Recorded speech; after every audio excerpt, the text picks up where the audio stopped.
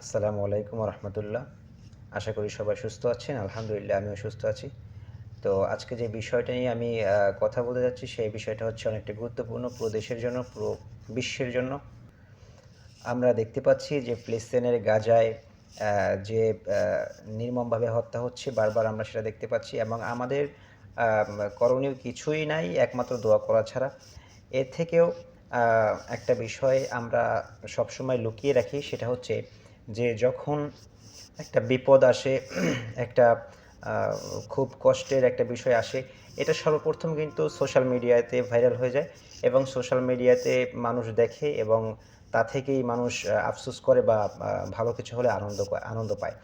তবে আমাদের দেশে একটা প্রচলিত একটা সমস্যা আছে সেটা হচ্ছে যে আমরা যখন বিপদে পড়ি যখন সোশ্যাল মিডিয়াতে সেটা ভাইরাল হয় অথবা কোনো ভালো কিছু যখন সোশ্যাল মিডিয়াতে ভাইরাল হয় তখন কিন্তু অন্য একটা দুষ্ট ভিডিও বা একটা খারাপ উদ্দেশ্য নিয়ে ভিডিও সেটা কিন্তু আবার সোশ্যাল মিডিয়াতে ভাইরাল হয়, মানে দুইটা জিনিস ভাইরাল হয়ে যায় কিন্তু।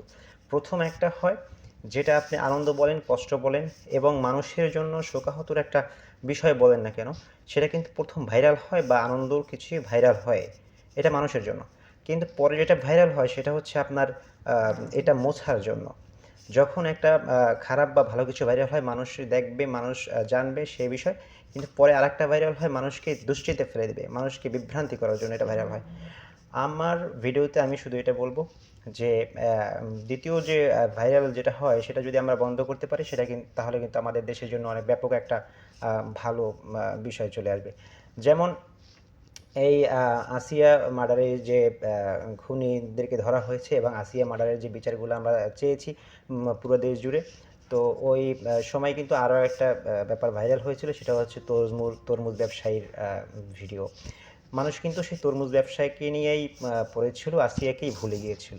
হ্যাঁ, তো এরকম একটা বিষয়। দ্বিতীয় আরেকটা বিষয় হচ্ছে যখন ছাত্র আন্দোলনে বৈষম্য বিরোধী ছাত্র আন্দোলনে যখন মানুষ নেমেছিল তখন কিন্তু রাসেলস ভাইপার আরেকটা বিষয় হচ্ছিল যখন আওয়ামী সরকার পতনের আগ মুহূর্তেই রাসেলস ভাইপার নামে একটা বিষয় চলে আসছিল, এটাও কিন্তু একটা দুঃখজনক বিষয়। তো আমরা এই ভাইরাল হওয়া যদি বন্ধ করতে পারি, আমরা যদি আজকে থেকে ভাইরাল হওয়ার স্বপ্নটা বন্ধ করতে পারি যে না ভাইরাল হওয়ার কিসের জন্য, আমাদের শক্তি আছে, আমাদের ব্রেন আছে, আমরা সেটা কাজে লাগিয়ে আমরা নিজ নিজ কর্মস্থলে পৌঁছে যাব এবং নিজ নিজ কর্মস্থল থেকে ইনকাম করব, এটা কিন্তু আমাদের জন্য ভালো একটা দিক আসে। ঠিক আছে, কিন্তু ভাইরাল হওয়া এটা আসলে দুঃখজনক একটা বিষয়, কারণ এই ভাইরাল হওয়ার জন্য কিন্তু আমরা আসল ভিডিওগুলো আসল আমাদের দিকগুলো সেগুলো কিন্তু আমরা হারিয়ে ফেলি। সো এটা কিন্তু আমাদের জন্য খুব দুঃখজনক একটা বিষয়, আমরা ভাইরাল হওয়াটা অবশ্যই বন্ধ করব।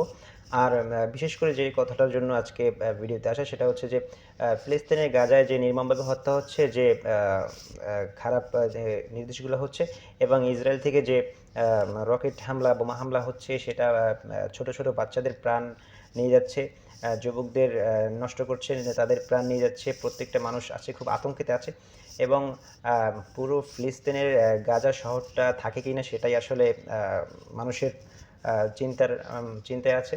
তো আমি শুধু এটাই বলবো যে আমরা ফিলিস্তিনের গাজার জন্য কিছু করতে পারছি না একমাত্র আল্লাহর কাছে দোয়া ছাড়া।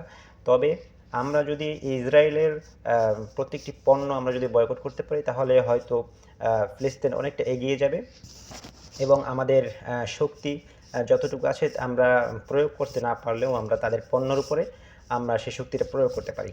আমরা তাদের প্রত্যেকটা পণ্য আমরা বয়কট করতে পারি, তাদের কোনো কিছু আমরা খাবো না, কোনো কিছু আমরা ব্যবহার করব না। তাতে কিন্তু তারা অনেকটা ডাউন হয়ে যাবে এবং তারা কিন্তু তাদের অনেকটা সমস্যায় পড়ে যাবে।